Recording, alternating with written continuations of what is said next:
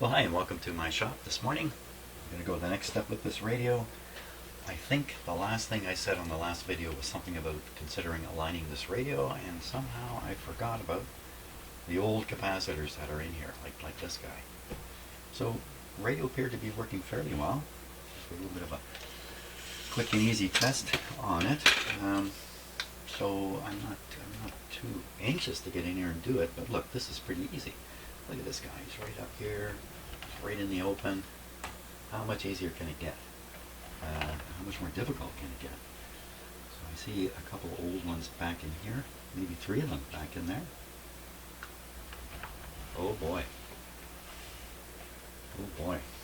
Just have to work down inside there. Ooh, we got the tuning. That's the volume control there. Oh boy. Well, there's another alternative, right? You don't have to work underneath necessarily. That's difficult even from here, but I could potentially cut the leads, right up against the capacitor, leave the lead sticking up, and then solder to that lead. Do all the work on the top here, which I think is really the only alternative. Otherwise, I've got to remove everything. I'm not doing that. No. No. No. Well, I should look again. Yeah, no, I don't think I'm removing everything here in the front. I have to take this whole front panel off. No, forget that. Easily the best approach is to just work from the top here on these guys. So what do we got? We got 3 back in there. 3 back in there. This one here. We got this electrolytic one here. Probably if I look hard I'll find 1 or 2 more. Well, now I think I just found what I've been looking for too. This is this capacitor here is an electrolytic capacitor, a small electrolytic capacitor. What's it doing in the middle of the RF circuits here? So I think this is probably part of the detector for FM. And he's a good target for replacement. Yeah, I'll pop this tube out and get in here pretty good. Okay, I'm going to work away at that. Maybe what I'll do first, I'll do these 3 difficult ones first, and we'll make sure the radio's working. Now, where are they in the circuit? Because this is the output tube here. So they're way down at the far end of the works here. Now there's some like this one here I believe is a reliable type of capacitor. It's a different style, but the label here looks very similar. No, it's totally different. So I got another one, good one here, good one here. Well, good by guesswork. Guessing good. Guessing good on those. Guessing bad on these. Here's another one. Looks like an electrolytic. So this is probably the bypass capacitor for probably this resistor, which is almost certainly the cathode resistor. We should measure this. We should measure it. What's it say on it? It says 2 watt 762. I think that might be the year it was made. Let's put an ohm meter on it right now. Why not? Let's do it now. Do it now. Do it now. It should be, I can't remember the value. I read somewhere. A few hundred ohms, something like that. That resistor looks to be in perfect condition. I'm only guessing too that is the bypass. That is the cathode resistor.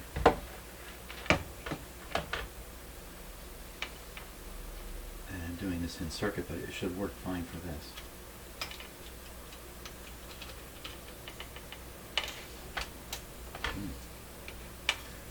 Maybe this isn't the cathode resistor. Hey, what's going on here? Am I not making contact there? Maybe I'm not making contact. Let's go on back here. What's this one here? Oh, there we go. Now we're cooking. 380 ohms. I think that's what that means. Let's just put it here at 2K. Try again. 380 sounds about right.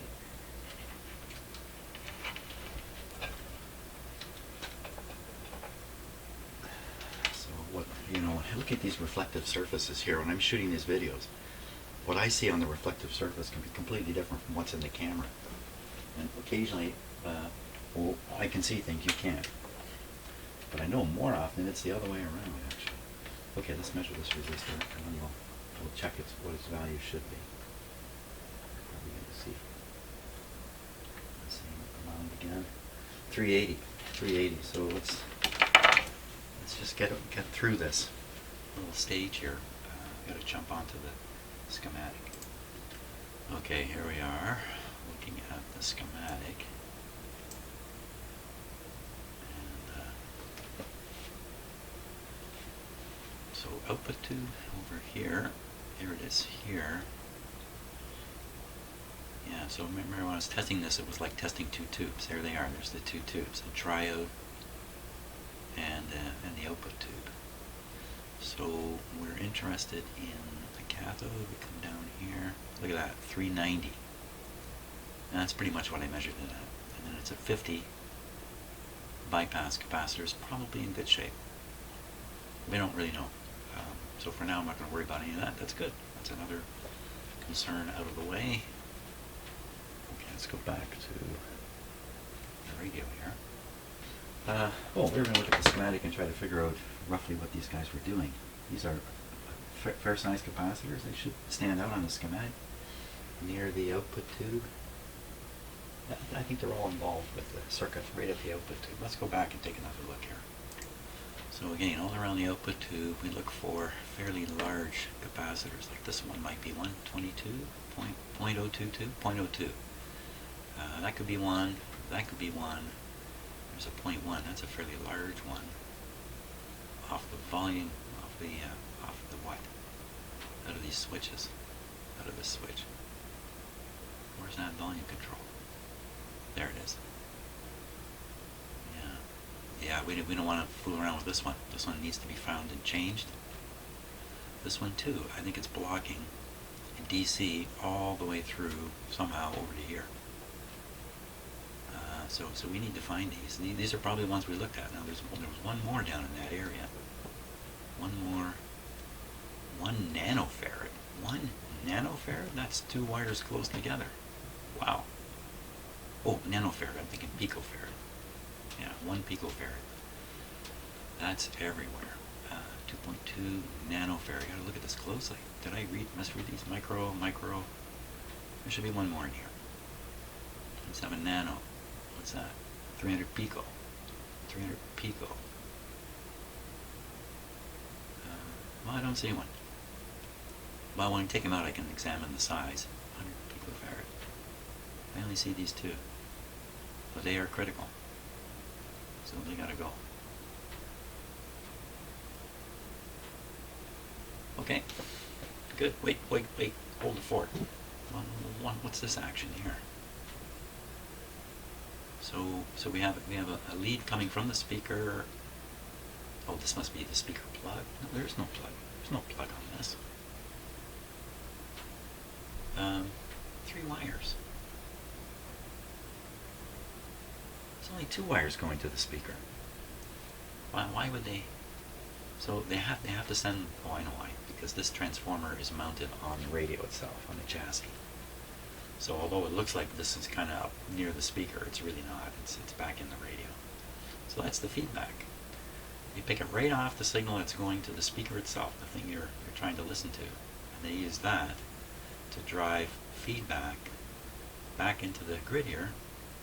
And the result is, oddly enough, if you look at this carefully, you can see why it makes sense. But what it does is it corrects the error between the signal here and the signal out here, and the error is being introduced by all this stuff in between. And this technique will correct that error, and that error really amounts to harmonic distortion. So it does make a big difference hooking this up. That's why you see it in almost all radio amplifiers and amplifiers. It's a huge technique. The cost is a little bit less output. You get a little less output out of the whole arrangement here. But the improvement in distortion is from like 5% to 1%. It's a significant improvement. And I think the human ear kind of can hear, sort of pick up on maybe 3% distortion, 4% distortion, something like that. Depends upon the kind of distortion, of course. Some distortion is kind of musical. It just kind of fades into the music. You don't really know it. You ever listen to a guitar player when he's using distortion? Oh my gosh. Oh my gosh. Distortion can sound nice. Okay, let's get off this. Back to the radio. Back to the radio. I started recording again, but I don't want to talk about the radio for a minute. I just want to talk about something that I saw on TV a few days ago, and I've meant to mention it over and over because I know quite a few people in Britain watch these videos. So if you're British, you're going to like this little story.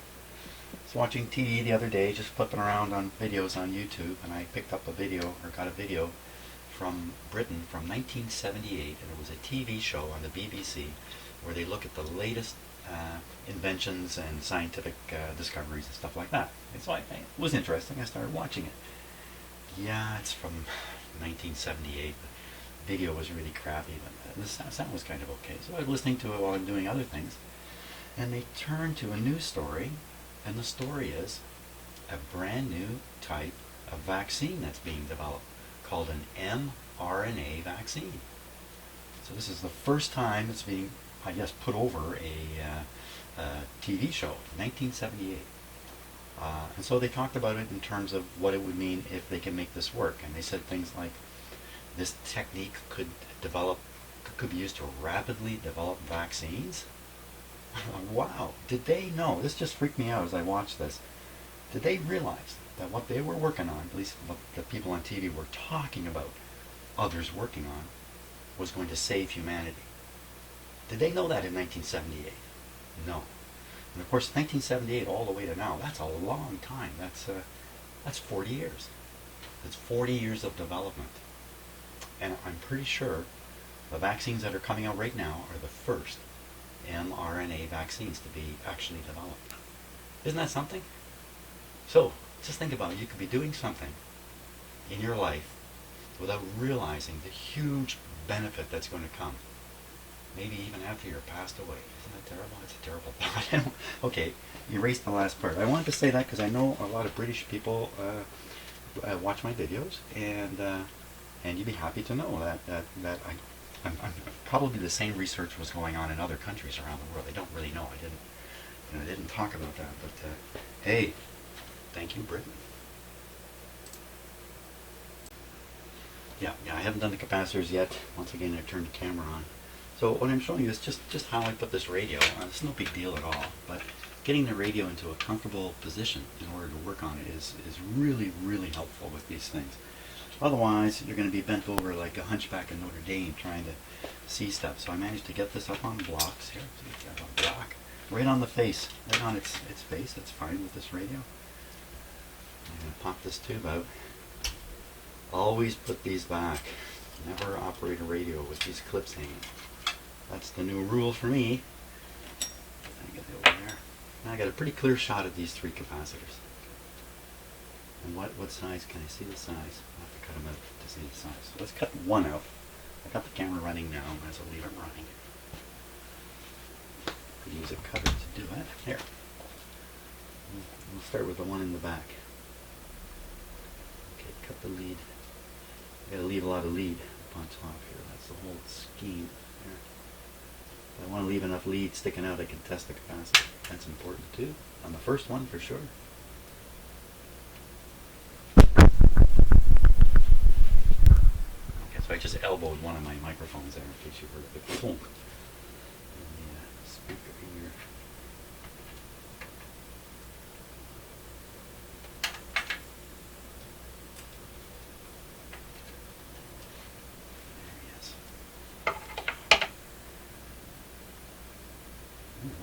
It looks bad, but maybe that's actually not a bad look.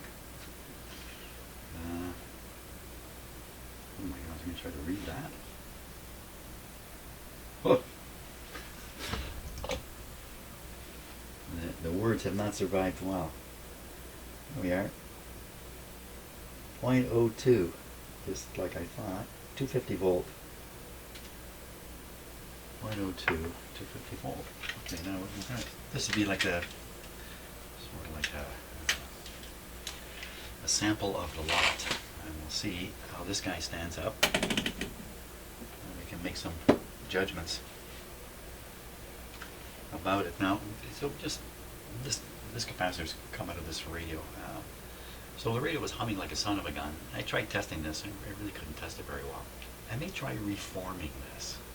I know a number of guys doing this kind of work, or people doing this kind of work, sorry, can or try to reform these just by putting a little voltage on them for a while. So this one might be a good one to experiment with. Okay, this thing should be ready to go.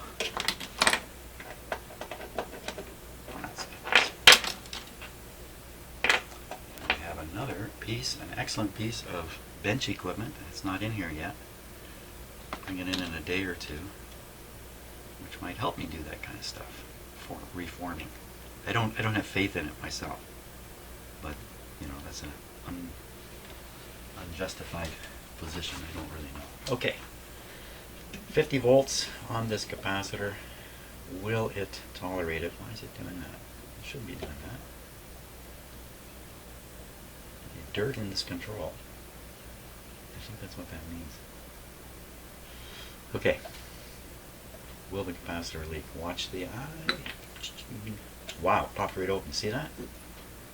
Holy smokes. 150 volts. Popped right open. That's too fast, I think. Oh no. You see when I let go of it, you see the eye close? On.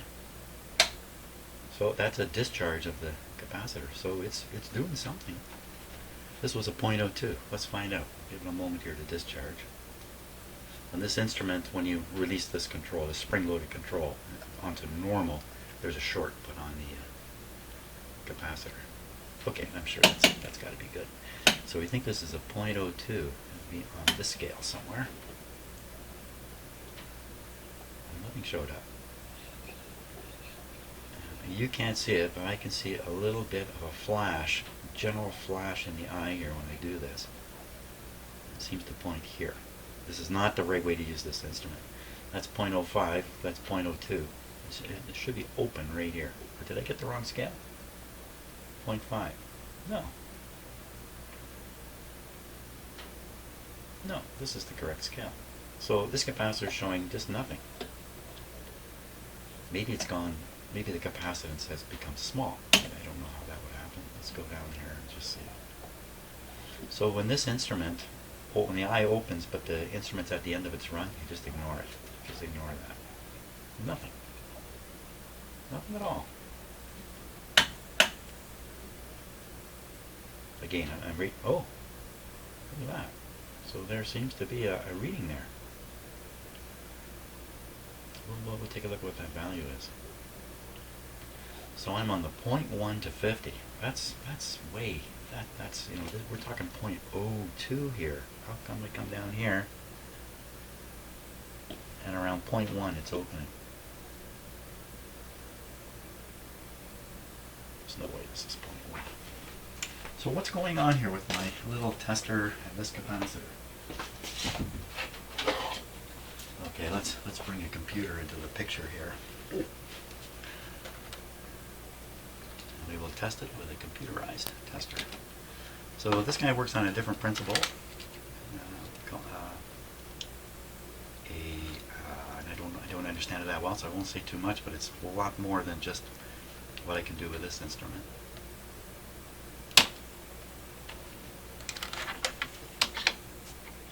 Test. So this one says it's 44 nanofarad and the V loss 12%. Now that sounds like a big number to me. V loss 44. So 45 nanofarads would be 0.04.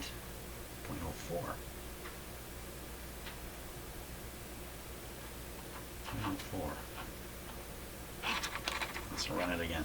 It'll be the same. Oh, that's interesting. What happened here? Did I wiggle the leads? Let's go again. There it is, same reading. 12% loss. I don't like that 12% loss. Whatever it means, it doesn't sound good. Sounds like, hey, a loss. Nobody likes a loss. So I'm definitely going to replace that capacitor. Boy, that's a really kind of an indeterminate result from a capacitor test there. I'm not really sure what to make of it.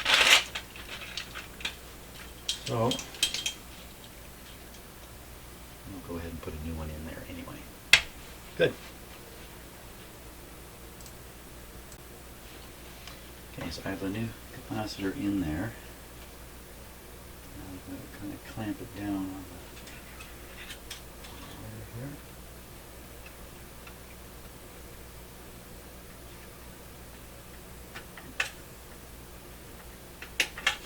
Go. I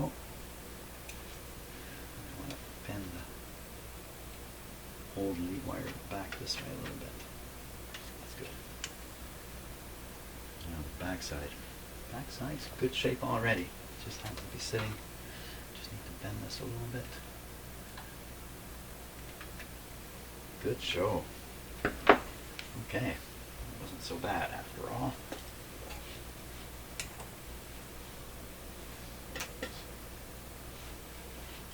Get my soldering iron going. Ooh, I gotta watch out for this guy here. The antenna is just sticking right out here where it can get caught on cords and everything.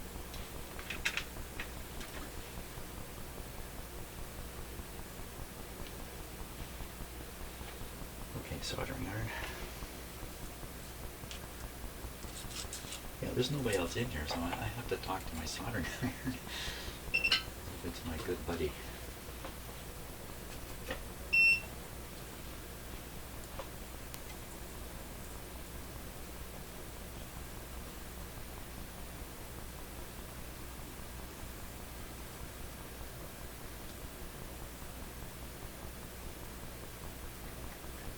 Oops, burned wire there. Okay, solder's going somewhere. Okay, so the wire I'm soldering to desoldered under the board and became floppy. There's a chance it would drop right through. Not the end of the world, but would mean I have to try to fiddle it under the board here. And let me make sure I get this side done. I have to make sure these are soldered well. I can't see.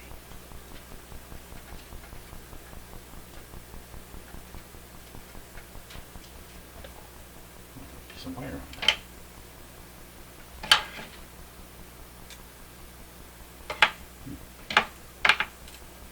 Where exactly did that come from?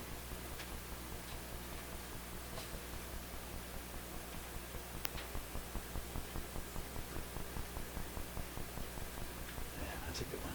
Let's see if we get that back one better.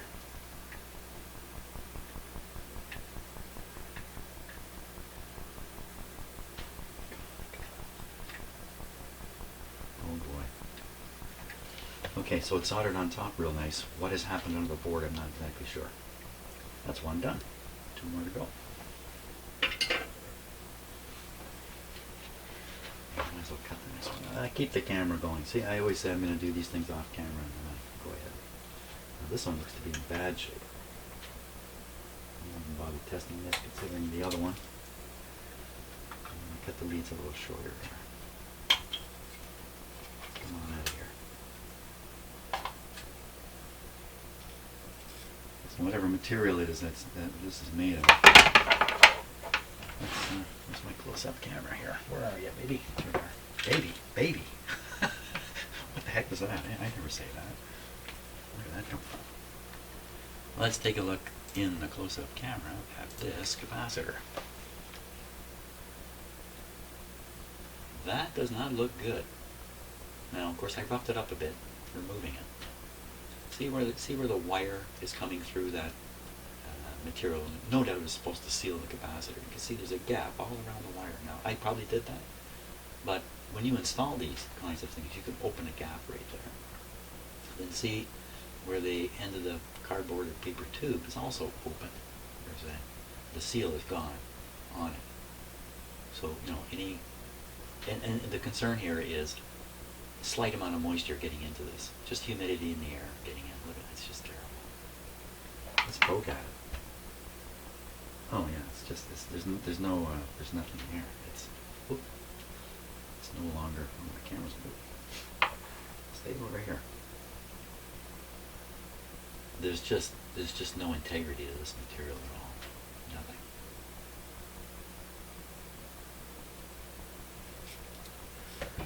Well, can't say that I'd be surprised. This capacitor needs to be changed, and this is a 0.02. So there's the two 0.02s already. These are potentially high voltage blocking capacitors. I'm not exactly sure, exactly which one's doing what. I'm not going to figure that out.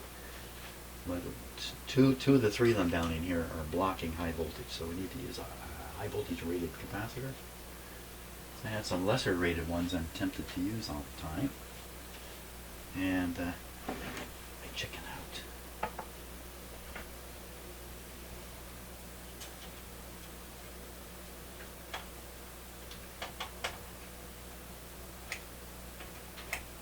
So I want to rough up the leads I've left behind, and the way I do it is the craziest thing of all. I try to scrape it with the cutters. Not squeeze so tight it cuts it.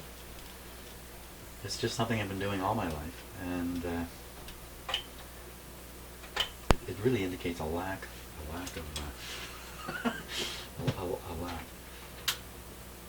of tools when I was a kid doing this kind of stuff. I had nothing. I had a pair of pliers and a couple screwdrivers. I fixed everything with it. Lucky I didn't have a hammer back then. So I've learned some crummy techniques. There's much better techniques for doing this kind of stuff. I wouldn't even recommend what I'm doing. But to try to get in there with a little sandpaper or anything else, I don't know how you do it. I think I just nipped that wire right there. Oh, I better stop. There's not much left of it. And maybe going down on this one. Okay, so if I have to work underneath, it's not the end of the world. Let's not. If we can avoid it. Oh, how do you like that? There's a number written on the board there, right underneath the part.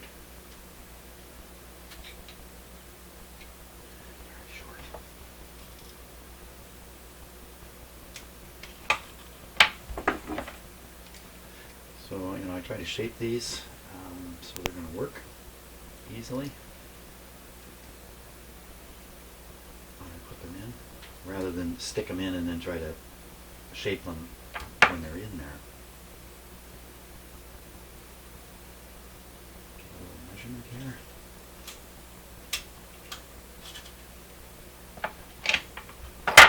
Oops.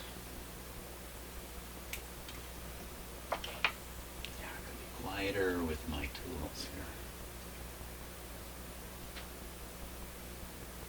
because I know it makes a very sharp sound in the recording when I put tools down. That's why I have this black mat over here.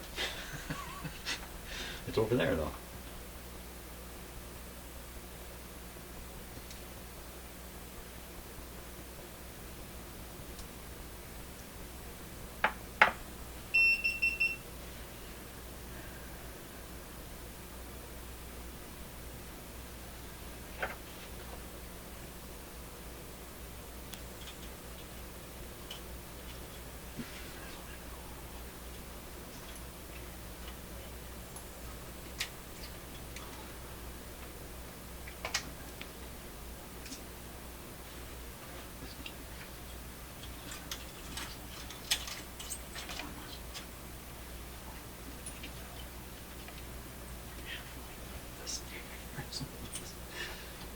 Antique sewing machine table.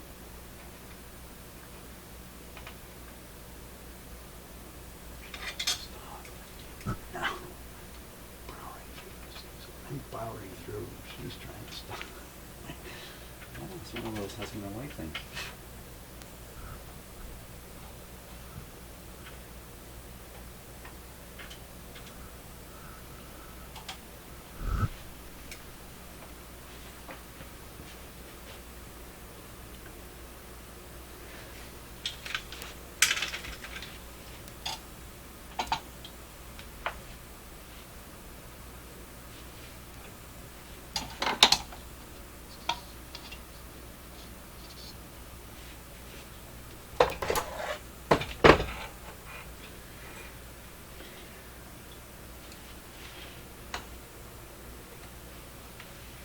Oh, this has been recording all this time.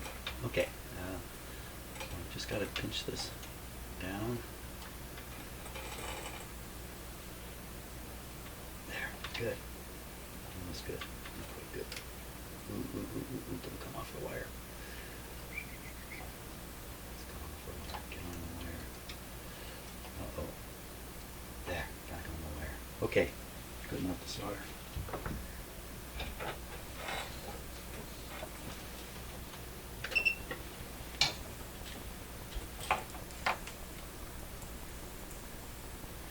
So my wife and I had a big project yesterday, and that was to move a antique sewing machine table without the sewing machine. One of these classic kind with the the foot trundle underneath. Move that upstairs from downstairs, up a flight of stairs. So I'm taking the man approach, and she's taking the woman approach. This did not go well. Let me tell you, we got 2 steps up on the stairs, and my wife says, I can't do it, I can't do it. I'm on top, she's below. I can't do it, I can't do it. So I use man technique. You know what man technique is. You just put more muscle into it. And so I started doing that, and I'm telling her, just put more muscle into it. No, I can't do it, I can't do it. We went all the way up the stairs like that. Yeah, well, we got it done. And she wasn't any worse for the wear.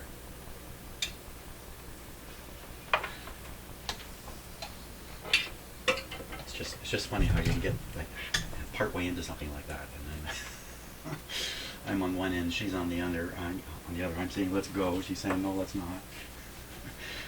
In my mind, you can't stop halfway through one of those things. What are you going to do then? There we go. It's in there. Success. Let's do the last one here.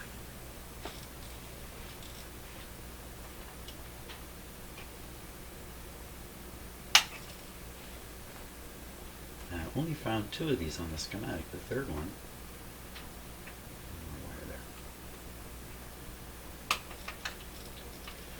I don't know where this is.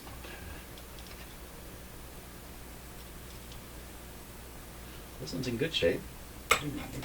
We should give this one a test. Good shape, but I bet you if I poke at the stuff here, no, well, it's a little crumbly. Hard to see in the camera, it's so white. So it's not completely lost its integrity like that other one.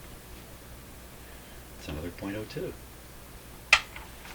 go back there. Go back there. Yeah, let's give it a test. I've got my tester over here.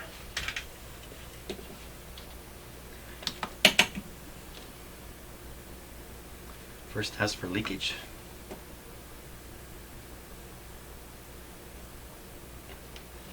volts, watching the eye. It's just like the other one. Wow. It's definitely taking a charge. Let's try it 150. Yeah. You can tell it takes a charge because of the way when I let go of the control, the way the eye behaves. Give it a moment. I think it's fine. Now, 0.02 should be on this scale. In fact, 0.02 is right there. It's the same as the other one. It just doesn't seem to react. It's the same area over here where it just, you can't see it, but there's a slight diminution of the light here. Maybe you can't see it. Well, I don't know what to make of that. Yes, I do. Let's keep going. Don't ignore anomalous results. Shame on all the scientists who do that. They all do it. We all do it. That little piece of information doesn't fit my story. I'm going to reject it. It's exactly the same as the other one. 47 nanofarads and 12%. 0.04.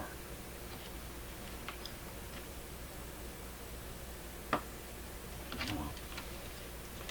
You saw it.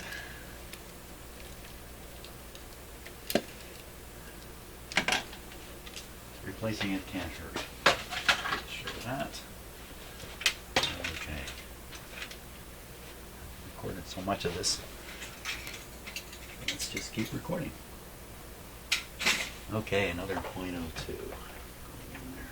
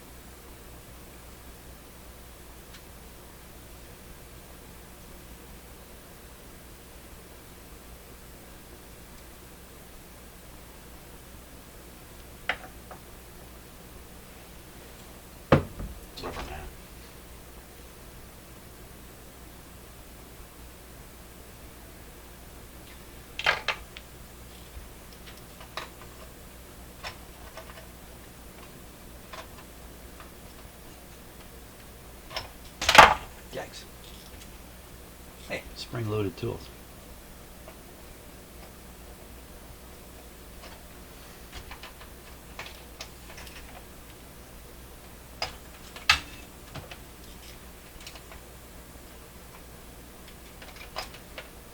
This is not a terribly effective way of doing this. There we go. But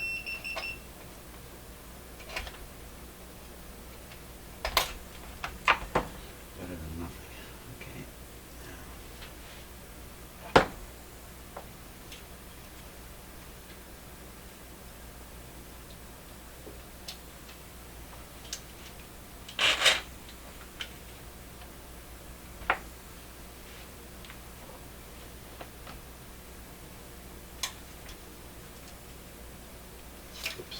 Whoops. I messed that up.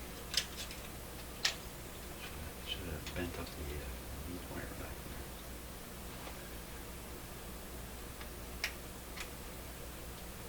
there. Okay. See if we can pinch it down.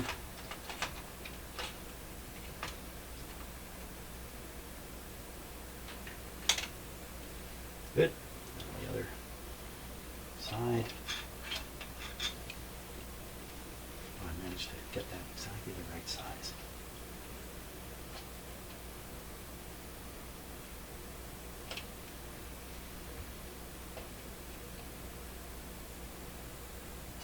Perfect. Solder that guy up.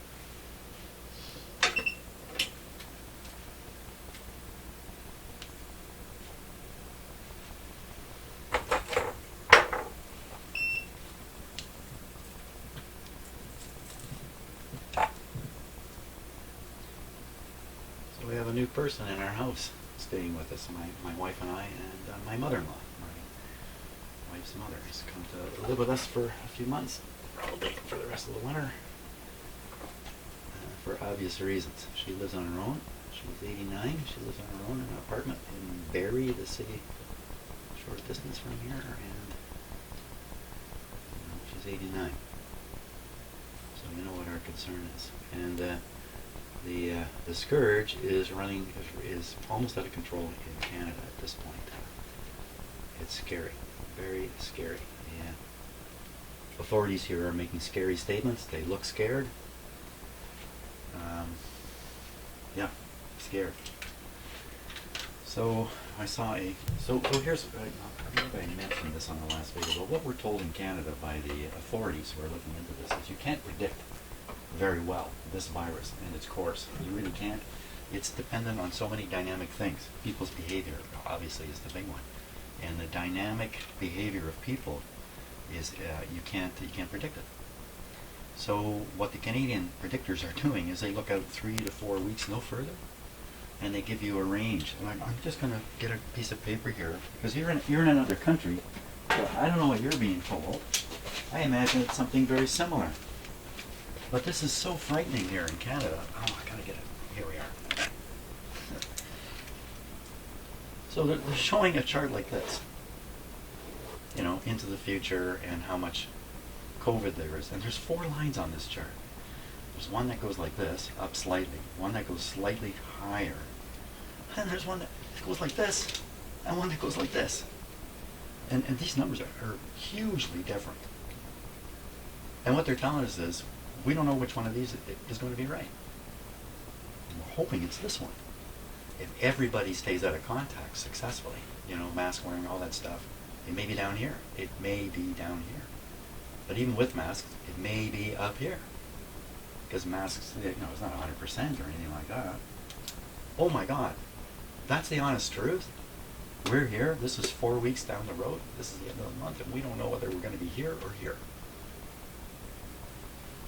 Wow. So the IHME makes a prediction. It goes all the way to April 1st. How is it the Canadian authorities are saying you can't predict even 3 weeks out? You can't be that sure.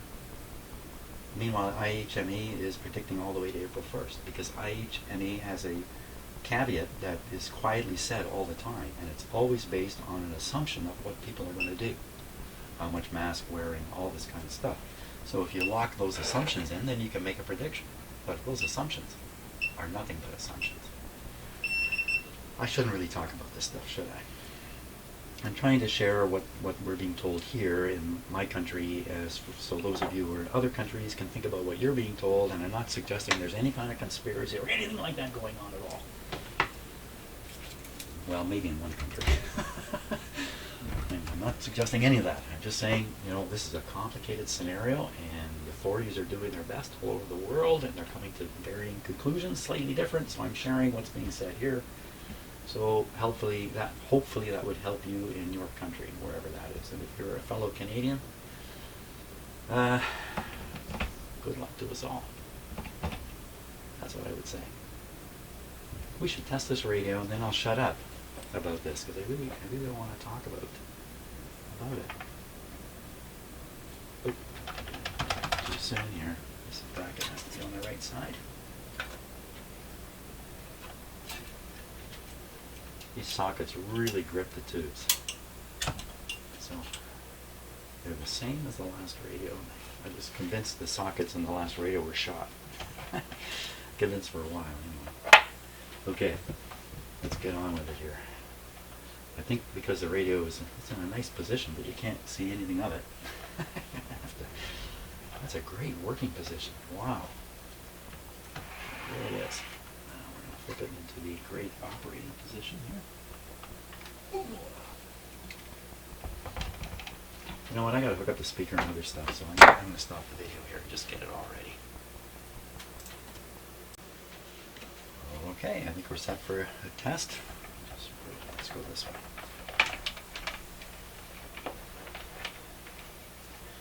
Volume down. Switches off. On through the dim bulbs.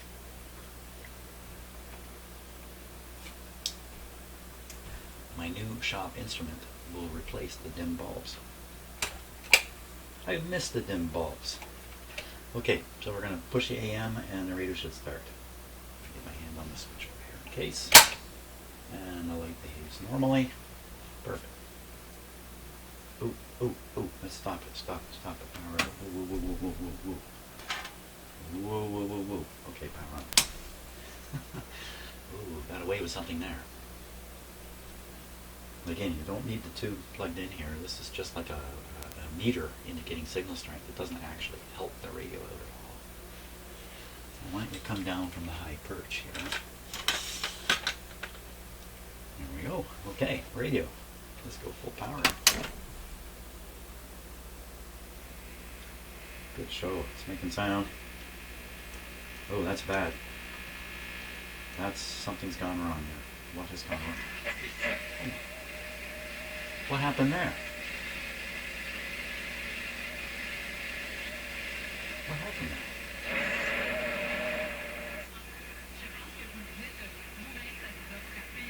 There's another intermittent problem in here somewhere. So that's excellent reception. Oh, yes. Very good.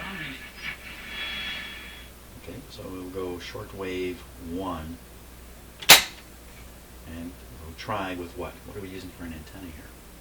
Basically, next to nothing. I don't think it's worth. Yeah, I gotta put an antenna on it. Let's keep on going to FM.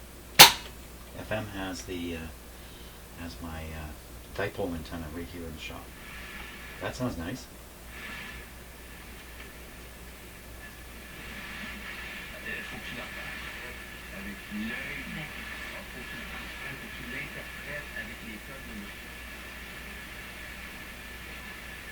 Jeremiah.ca. Beautiful. It's a very strong religious The app can be station. found by searching for Turning Point Canada on your smart device App Store.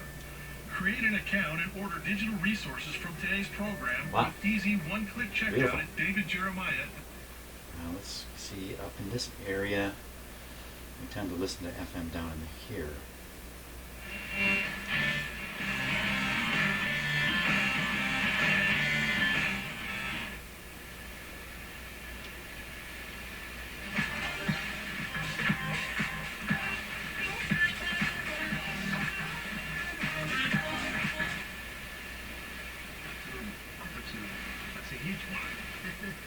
this signal here is this is CVC in this area, 91.5. I'm always listening to this. It should come in clearly. It shouldn't be hissy. Wonderful, wonderful. Thank you very much. It's Alex Cuba, and that is our special Joy edition of The Current. Hopefully we brought you a little bit of joy this morning, if we needed something like that. Coming up next on CBC Radio on HQ, Tom Powers, musician, activist, and the guitar. Watch out. I'm Matt Galloway. Thanks for listening. Talk to you tomorrow. A little better. It's just an antenna issue, really. Okay, well, I might even get a copyright hit for something like that. Fantastic. Okay, there's more capacitors to do. But it's still working. Okay, let's go after this guy right here. And we should think about more about this one. Figure out what this guy's doing over here. So this is a fairly big one. You know, basically, the bigger the part, the more important it is. No, not necessarily true. I think that's kind of a male attitude if you think about it a little bit. The bigger the part, the better.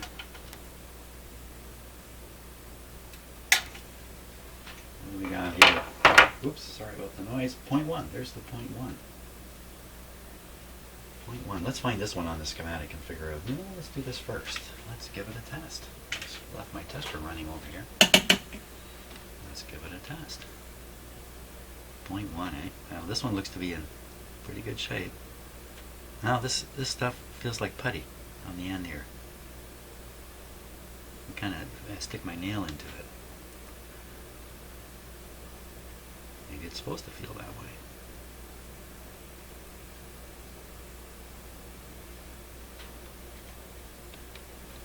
Okay, 50 volts. And what does the eye do? Right open, just like 150 volts. Right open. So the rating on this is 250 volts. Well, for a moment it can't hurt, can it? Here we go. Right open. Okay, let's give it a moment on the to drain out whatever's left in it, and we'll try measuring this one again. Something odd about these capacitors? Okay, where did we see that 0.1? So this way. Oh my gosh, where did it go? Oh, there it is, right there. 0.1. Now, is that the one we're working on, or is there another 0.1 in here? Let me just take a quick scan through. I think it's probably this one, though. Just looking everywhere very quickly, especially down. No, I don't remember seeing another 0.1 anywhere. Okay, so on the basis that there is no other 0.1, this must be it, right here. And its job is to quiet down the screens, I believe. Let's follow this up. No, it's right on the grid. So this is the AVC capacitor controlling ABC speed. And we call up. Wait a minute, that's not what I would expect. So we come out of here, off this diode, and we get down to here. And this line is also fed up to the Magic Eye grid. Magic Eye is showing you what's going on with the AVC voltage. That's what it's actually doing. Of course, this one isn't showing anything. Oh, the Magic Eye. Right. There's a chance that this radio has the wrong Magic Eye plugged into it. See, it says EM80 here. Somewhere else it says EM81. And somewhere it says EM84. I'll show these to you in a bit. So I've got three numbers, and on the tube it says EM80, and then the number is messed up. So I can't quite sort out if it's an EM84 or an EM81 or what. So we'll take a look at that sometime soon. Let's just continue with this. What's to continue with it? I should change it. That's all. And here's the new one. Ready to go in. Ready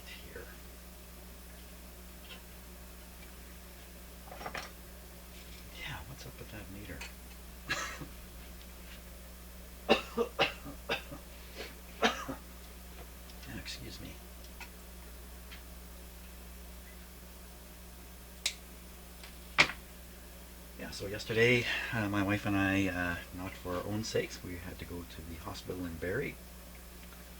And so we're in a hospital during this time, just as a visitor. Only one allowed in, so I didn't go in, just my wife. And what a time we live in, isn't it? It's the greatest time of humanity. The lesson here for humanity to learn is that we can work together as a world to everybody's advantage. There's no question about that. I have to listen to the nonsense about globalists. Why am I so political today? I try my best not to be. But like everybody, I have opinions. And the view is different. If you live in a smaller country like Canada, like smaller population country like Canada, you view the world differently than if you live in a great big behemoth country that has some, worldwide power in that. What has Canada got for power? We have the fact that we have people from everywhere in the world living here. That's our power in Canada. And so there's other countries with the same power.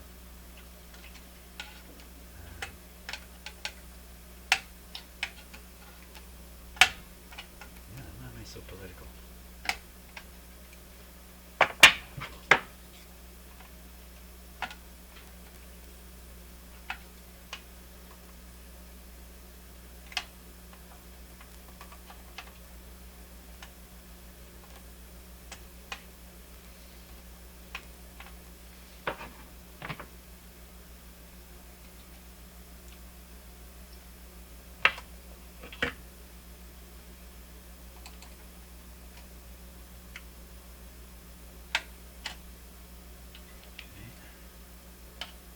Solder that one first.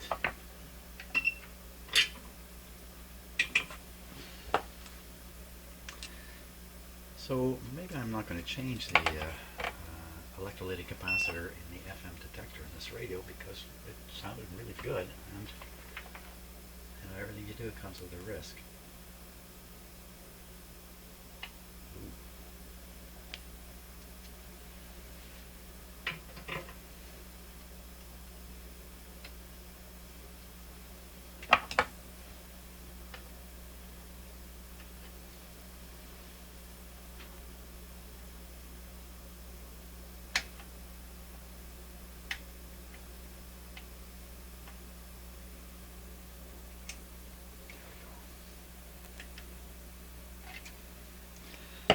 Wonderful.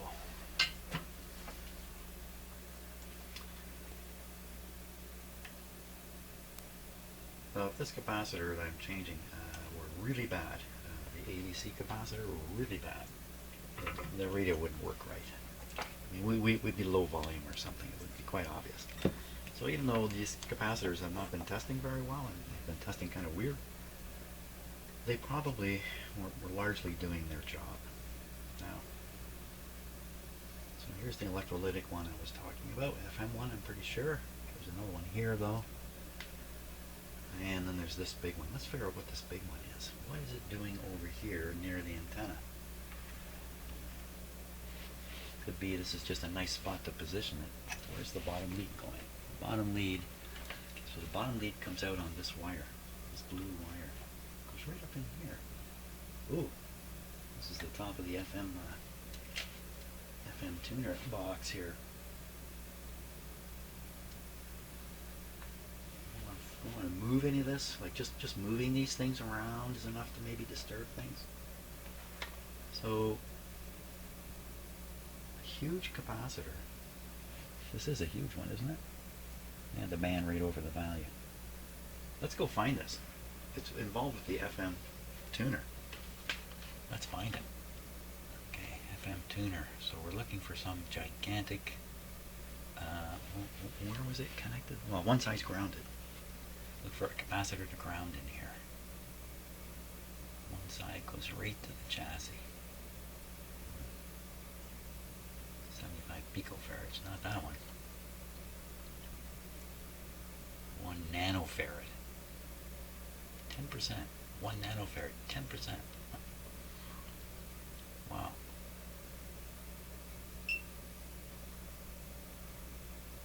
It's got to be large microfarads.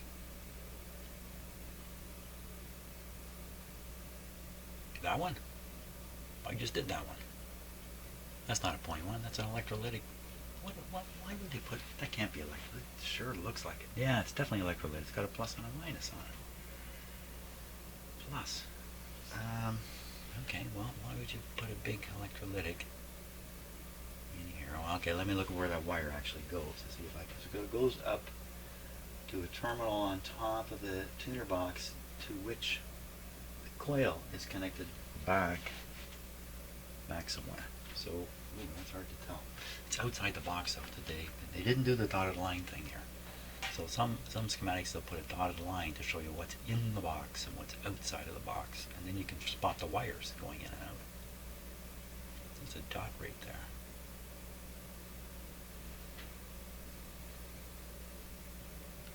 Well, this isn't working out here. .1. There's a dot right there. What's the dot? That's another .1. Well, maybe this is the .1 I changed. Because now I know there's two of them. There's another one. Okay, too many .1s in here for me to know what I did. I changed one of them anyway. How come I didn't change the other two? Because one of them is that big capacitor. No, it can't be the case. We don't need to use electrolytic to do .1. 50, 50, 50.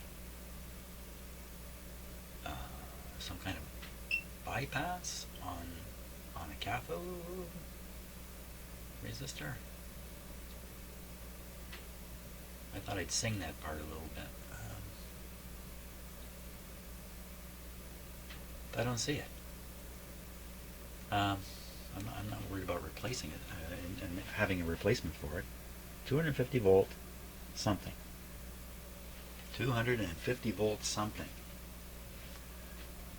Blue wire. And then this coil going back under there somewhere. Now, is this blue wire really the wire from the capacitor? You know what? This is a job for the close-up camera for sure. He's just sleeping over here on my bench. Wake him up and bring him over. Get to work. What's going on underneath that?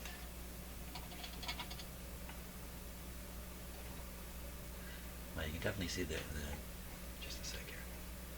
There's the green wire, definitely right on the capacitor lead. Nothing else going on under there.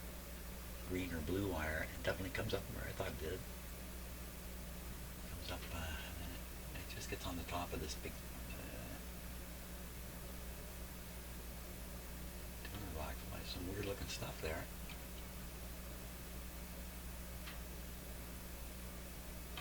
So what's my concern? My concern is this capacitor is no good and it's causing problems. But there's no problems in the radio. Nothing dramatic anyway. Why would I bother to change it out? You can see there's the amount. 2 something microfarads. Probably 20 microfarads. And the negative just goes to the chassis. And the positive. The 20 microfarad capacitor I can't find on the schematic. Hey, there's another diagram. There's a parts diagram. Parts diagram, right. Let's go to the parts diagram here. Okay, let's see if this is going to help sort things out a little bit. So right away you can see quite clearly. And, oops. This capacitor is right on the schematic there. 56 down there. 56. And resistor there. Well, this doesn't match.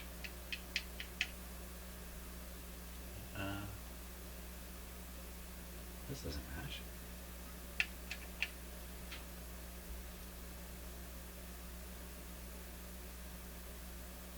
So here's the. It's a different radio. This diagram I'm looking at is for a different radio. Look, I've got two transformers here and two here, and on the diagram there's only one. They're turned differently. That's not going to help one bit. That's the problem. That's the wrong diagram. What's this a diagram for? Well, I don't know. It's a mistake anyway. Or maybe there's more than one version. This is the Goplana 3211.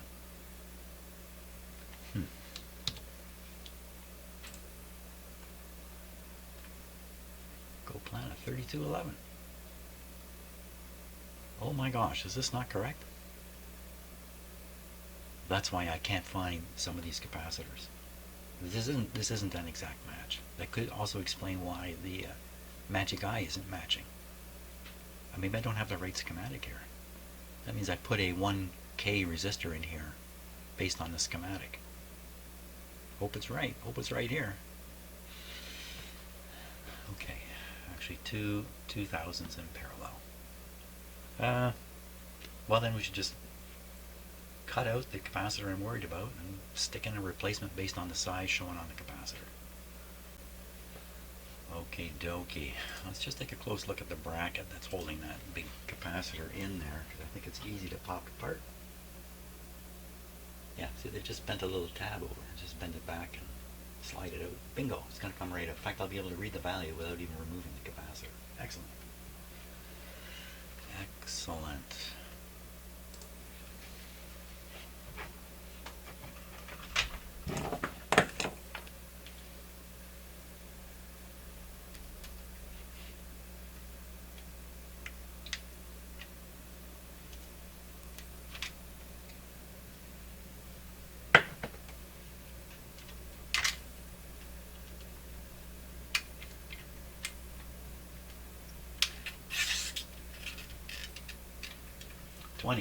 Twenty microfarads. 20 microfarad capacitor there. It's not a big deal to change it.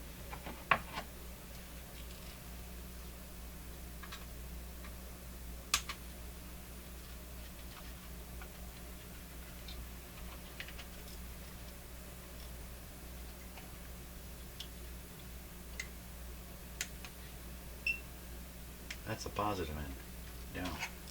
Don't forget that. Well, I don't know. Let's give it a test. See what it does. So this is electrolytic, and again, oh my gosh, no wonder all the readings have been bad. I've had this set on electrolytic all this time. No. Well, actually, yes. That's okay, because you see, I'm convinced these capacitors are bad, even though they're testing kind of weird. I should have. Gotta make a habit of checking this thing every time I use this device. Let's just check one again. Just do one. We'll do this big one here. So now I got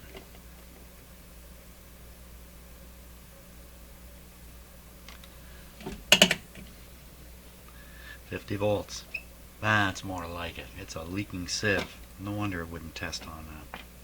Okay, so yes, you watch my videos, you run the risk of spending time in dumb zone with me. Positive and the negative. So now I gotta flip this to electrolytic. This is a power factor control that I don't usually do much with, because I'm really doing kind of a raw, gross test here. 50 volts.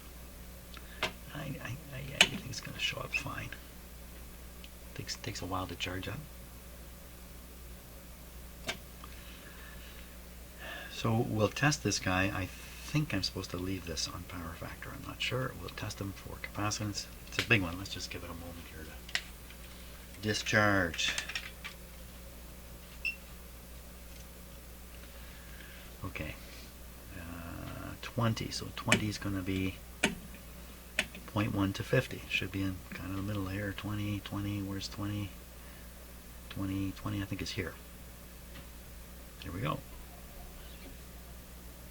So, alright, it's opening up just a wee bit, right around 20. And then I can fool with this control. And fool with this a little more. And fool with that a little more. And there you get the reading. It's 30 on this. So this guy probably doing his job just fine. Probably. Electrolytic capacitors have a certain amount of internal leakage. They would not be used in a circuit where such leakage is a problem. So probably used in a circuit where a lot of leakage in the capacitor doesn't mean anything because of other factors. So, but I don't think I'm going to put them back. I'm tempted to put it right back in. It's very tempting.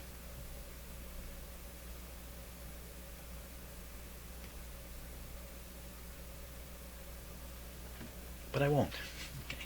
So there's a voltage rating of 250. Okay, so I find a 20 at 250. Okay, come on down here. 20 at 250.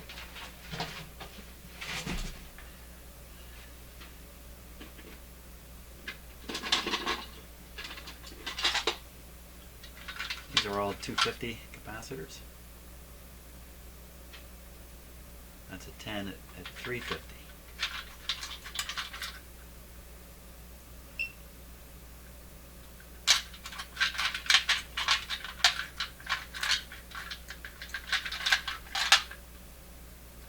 $22 at 350.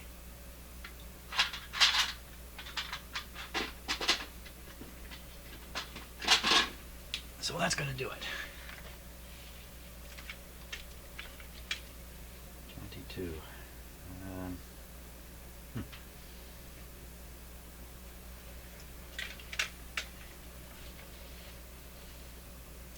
Use that bracket again. I use a. Gotta use a tie wrap. It can't make. Well, you know what? You could tighten this bracket down to any size. Yeah, I can use that bracket again. Now, do I do it downwards, like the last one was? So I want to put the negative lead onto the chassis. Upwards would help. You know what? Upwards is better. And I can pull this wire back. Here. Didn't I say something about don't move any parts in the FM area? This is outside the box, so I think we're okay. I'm going to slip it through this hole in here.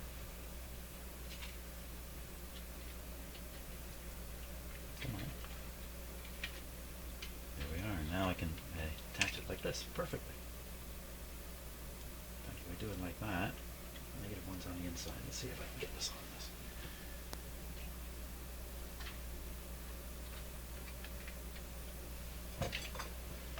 Take them back here.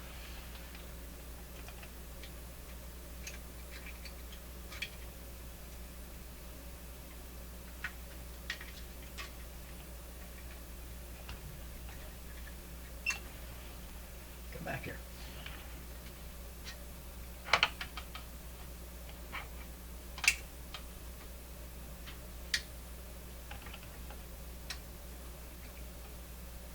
This is where the idea of the tie wrap was born.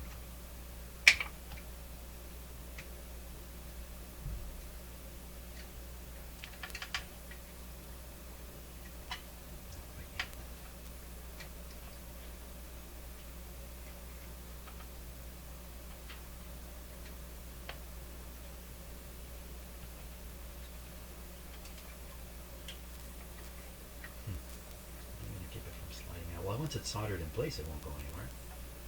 That's true. The short lead will hold it. The negative lead.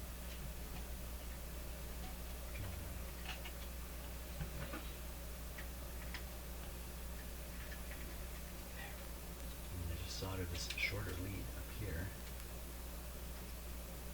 We're golden.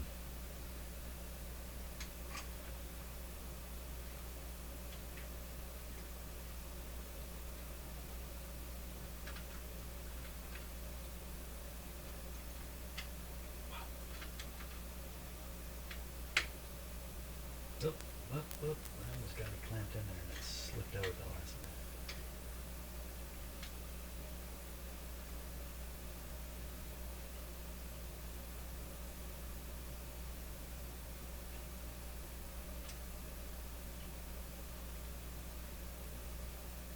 Okay, good for you. And this guy, he's gonna get trimmed a little bit more, I think.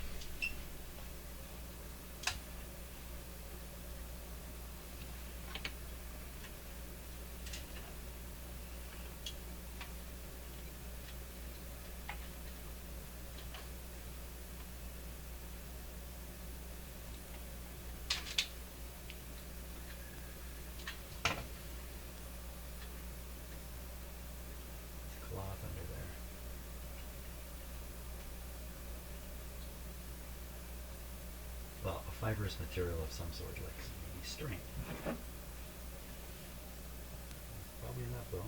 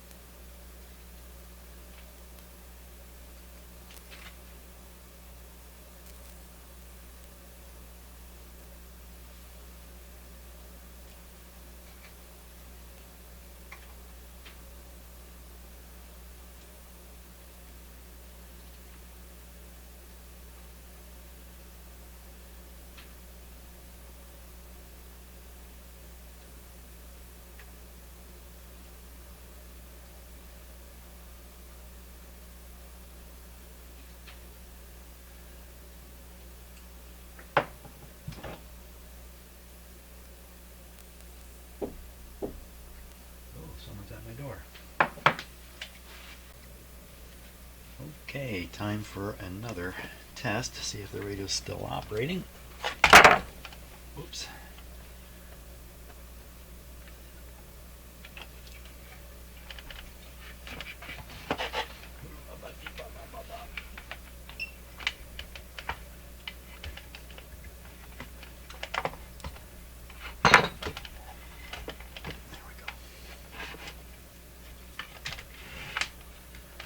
Okay.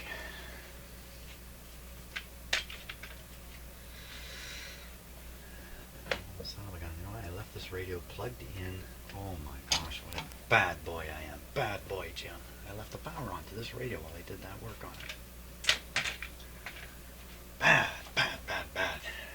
No cookies for you at lunch. Okay. I'm lucky.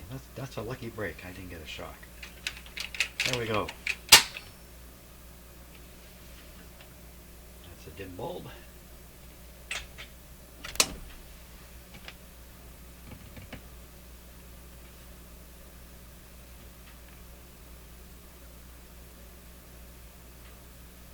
Yeah, a little bit of hum we were hearing was coming from this capacitor I changed somehow. No, I still hear it. Like more cheer with the on everyone's list. It's a good receiver, for sure. This is a good receiver. Okay, FM.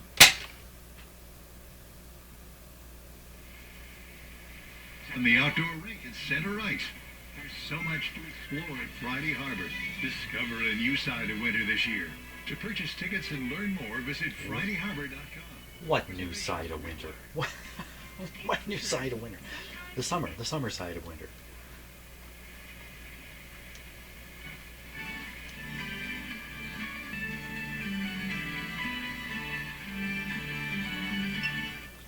I'd say we've reached the point here where if I do any more of this radio, it's a waste of time and an unnecessary risk. The radio's working great, sounds great. I've done the key components.